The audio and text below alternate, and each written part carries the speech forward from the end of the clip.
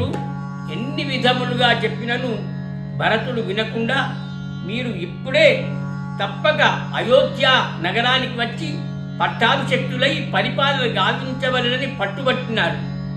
అప్పుడు శ్రీరామచంద్రుడు, ఇది మన యొక్క పిత్రాజ్ఞ, తండ్రి గారి ఆజ్ఞ ప్రకారంగా నేను వనవాసం పూర్తి చేసుకునే వస్తానని చెప్పి భరతుడితో శ్రీరామచంద్రుడు అన్నాడు.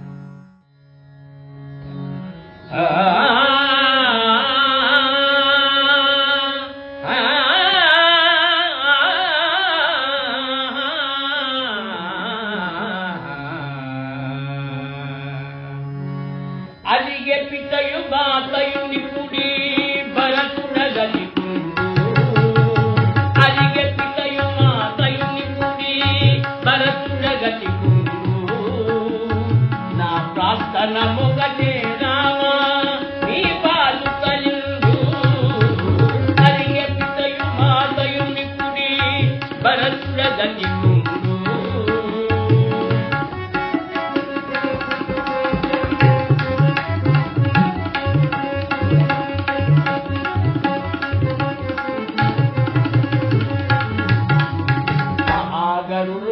జీవనము మశకము సాగించునా, మహాగరుడు జీవనము మశకము